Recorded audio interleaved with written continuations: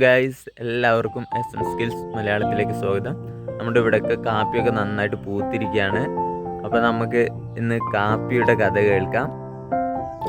കുംഭമാസത്തിൽ മഴയ്ക്ക് ശേഷം കാപ്പിയൊക്കെ നന്നായിട്ട് പൂത്തിരിക്കുകയാണ്. വളരെ മനോഹരമായ നല്ല വെള്ള പൂക്കൾ നിറഞ്ഞ് ഇരിക്കുകയാണ്. ഇപ്രാവശ്യം നല്ല മഴയൊക്കെ ലഭിച്ചത് കാരണം കാപ്പിയൊക്കെ നന്നായിട്ട് പൂത്തിട്ടുണ്ട്.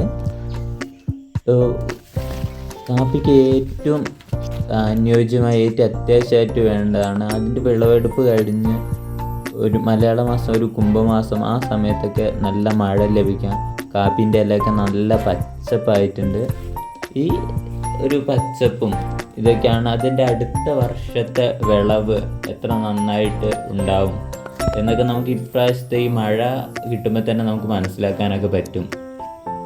നമ്മൾ ഈ കാപ്പി കൃഷിയെക്കുറിച്ച് പറയാനാണെങ്കിൽ, ഇത് കാപ്പിയുടെ സ്വദേശം അറേബ്യയാണ്. അറേബ്യ എന്നാണ് കാപ്പി ഇന്ത്യയിലേക്ക് വന്നത്.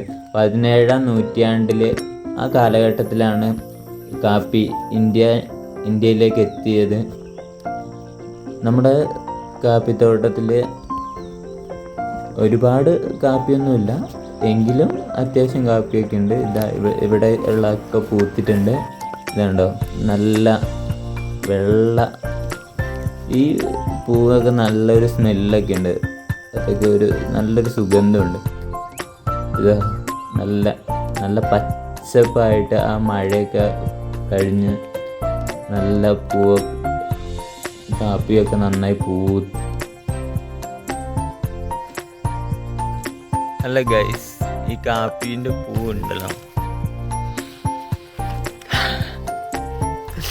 നല്ല സ്മെല്ലാണ്. കാരണം നമ്മൾ വർഷത്തിൽ ഒരു പ്രാവശ്യമാണല്ലോ ഇത് പൂക്കുന്നത്.